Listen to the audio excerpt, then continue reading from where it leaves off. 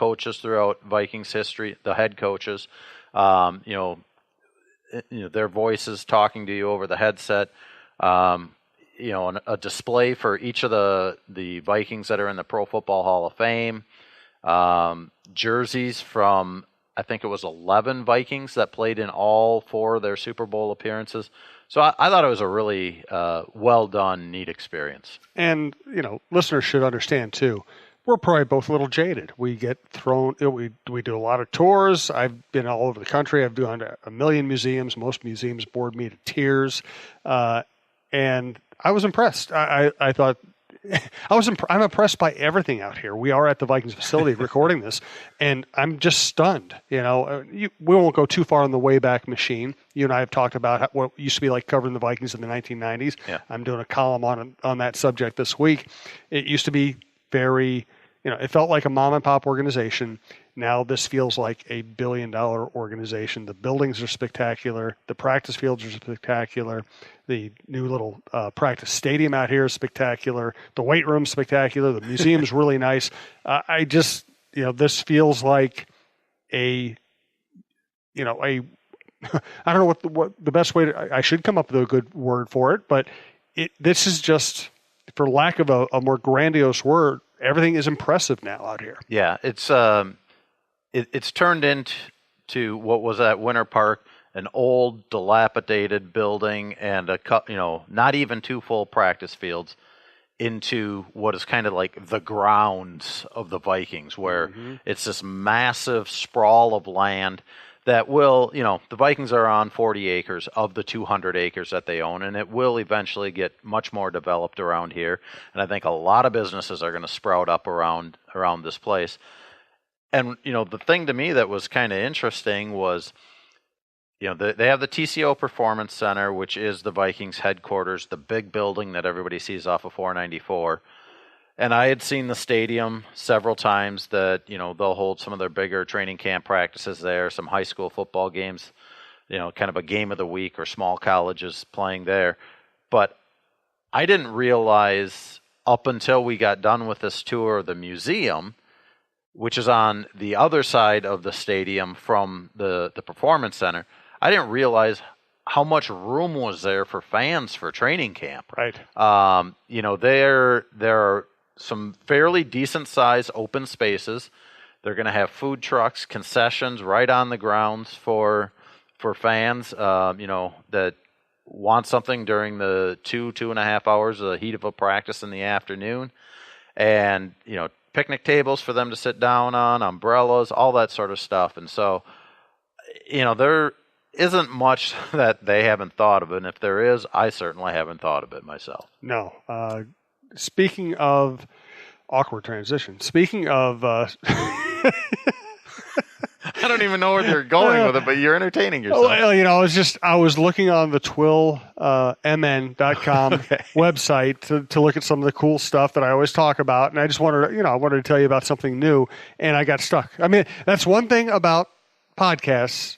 We're not pretending. This is not like, polished radio. We're just having a conversation. So sometimes I just catch myself going, oh my God, you just screwed that up completely. And because we aren't trying to be perfect on a podcast, I just admit it instead of like having having Brandon take it out. By the way, Brandon Morton is our producer. And one other note on the network, if you can download when you listen to the shows, that will help our business. It will also give you the best listening experience. Download, then listen, then you're not at the mercy of the whims of whatever Wi-Fi you're dealing with. So download, listen, and thanks to Brandon Morton, our longtime producer. So I wanted to tell you something more about Twill. Again, I have gone out and spent my own money on Peter Millar stuff, on Barber stuff, on Johnny O stuff. The Johnny O stuff might be my favorite, and they have Stenstrom's, Ledbury, Scott Barber, Brax. They're always bringing in these new, Scott has relationships all over the country. He ends up bringing in some new and sometimes even somewhat experimental brands. Faherty, Adriano, Alan Payne. They just have all kinds of cool stuff. This time of the year, they have a lot of golf stuff, a lot of casual stuff. You can always go there and get a really nice custom suit, but you can also get something you just wear out to the golf course. That's one of the things I like about the shop, twillmn.com in the Edina Galleria. Jim usually doesn't like to shop for clothes. I don't like it when he shops for clothes either, because he used to buy stuff I'd want to throw out. That's why I'm so glad he's found Twill in the Edina Galleria. He likes shopping there because of the comfortable environment and the friendly staff. He finds clothes that actually fit him properly and are high-quality brands that will look great for years, whether he's golfing or working. Our favorites so far are Peter Millar, Johnny O, and Barber. We spend our money at Twill because we love the clothes and we love the no-pressure shopping. Drop by Twill in the Edina Galleria for the best shopping experience and best clothes you'll find in the Twin Cities. All right. As we speak here, we're a day away from the first rookie practice. Veterans report, Saturday? Right? Yeah. Well, I think it's Friday that they report. And Friday report and practice Saturday, right? Yeah, because they're going to be, in fact, some of them are around already. We saw, on the practice fields while we were doing the tour, Xavier Rhodes and Anthony Harris were out there working, but some of them will be around in the next couple of days, I would imagine, but not practicing. But also there Friday to attend the Sparano funeral. But, for the first few days, it is rookies, which is new for the Vikings to have extended days with rookies practicing only. But it kind of goes back to, what Mike Zimmer has said for the last year or two, that he really, now that the veterans understand his defense and, have been around the offense, granted it's a new coordinator, but there's still going to be a lot of the concepts from the old offense implemented into this one.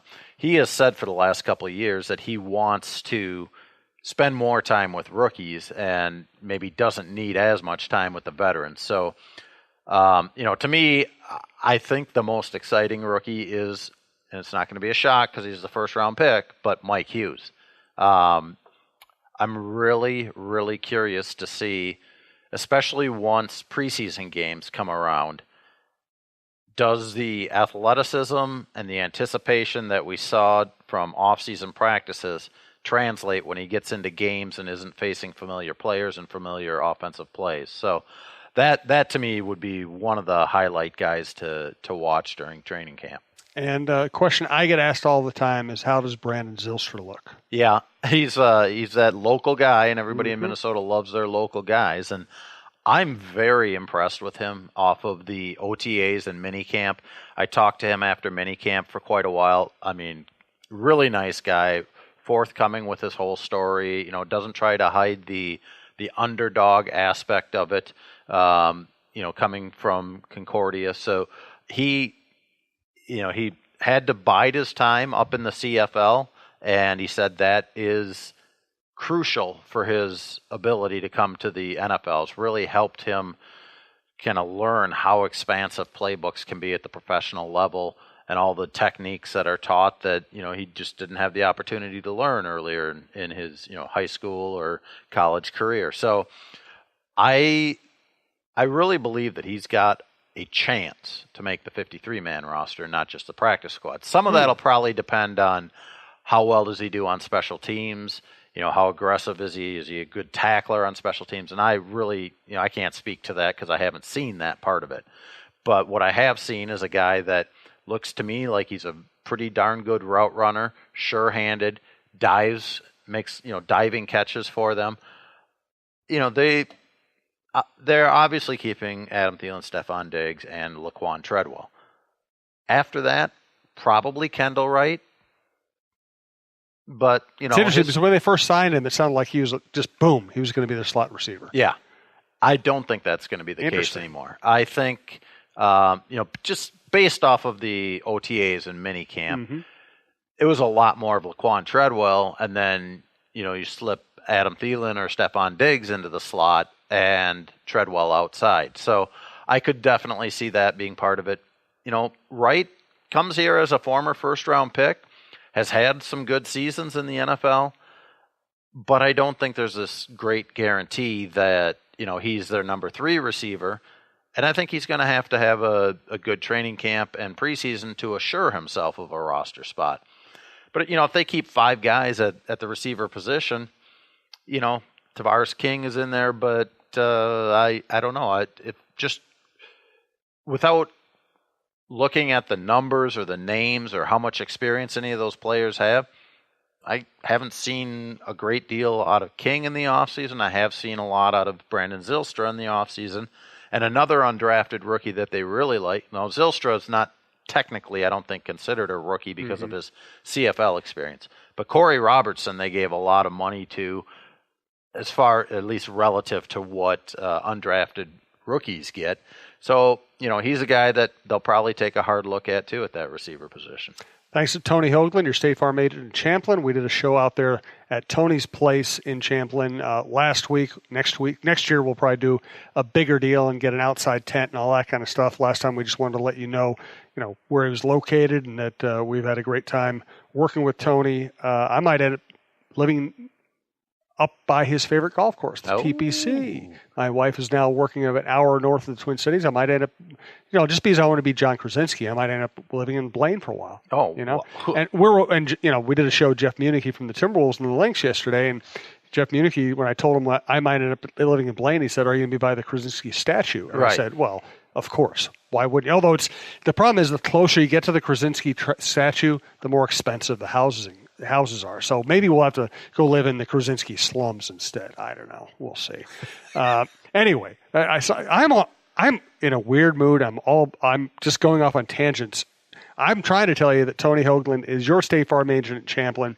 Google Tony Hoaglund, Hoaglund, and my family gets our insurance through Tony. Michael Russo gets his insurance through Tony, and it's nice to really know the person you're dealing with in these cases. Hey, Minnesota sports fans. This is your local State Farm agent, Tony Hoaglund. I need you all to ask yourselves this question. If you're in an at-fault car accident and you are sued for $700,000, how much of that $700,000 will my current insurance company pay? If you are unsure or can't answer all $700,000, you need to give us a call. State Farm has been number one in car insurance since World War II and number one in homeowners insurance since 1964. For a no-obligation review of your current policies, call us at 763-421-4900 or check out our website at www.champlininsurance.com. All right, as camp starts, injuries to worry about. Dalvin Cook coming back, big one. And that I made a typo in this. It is Cook, not Diggs. Diggs is not coming off injury. All righty. Everson Griffin didn't practice during OTA's minicamp.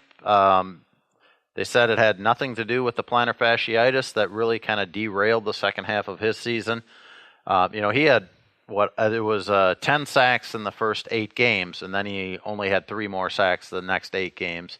So that plantar fasciitis is not a fun thing to deal with. I've dealt with it myself, and I can't imagine trying to be a defensive lineman dealing with that. And then Anderson Dejo dealing with a shoulder injury. I think he should be fine coming back to training camp. And really, I'd be a little surprised if any of those 3 guys are not on the field. I think all 3 of them should be on the field. Of those 3, I would say Griffin is probably the most iffy. It's hard to know exactly what his injury is right now, but he had a wrap on his knee, whether that's just something that he dealt with from before or whether there's swelling in the knee. Something to watch as training camp starts. Everson Griffin with the foot problem. It's the longer it lingers, the more worried I am about that because he's just so important. And, I think one of the reasons the Eagles went crazy in the NFC Championship game is Griffin wasn't in the backfield that much. Yeah. I think of any defensive end in the NFL, nobody gets off the snap quicker than he does. And if he isn't getting the sack himself, he's often forcing the quarterback to step up and maybe forcing him into one of his line mates. So, yeah, he's critical to that defense. So, if they have to take it slow with him in training camp, if it's a wear and tear issue, absolutely do it. I mean, it's all about the regular season for these guys. Yes, absolutely.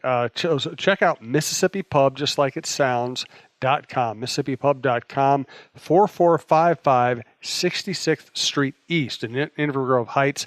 An easier way to think about it is you want to go to the River Heights Marina. If you go find the River Heights Marina, you can find it. It's in a grove of trees right by the river, beautiful setting, overlooking their marina, great patio. Tim and I went out there and had some food and drink with Joe the other day. They have happy hours. They do private parties. And we're planning on doing live shows out there throughout training camp and over the course of the next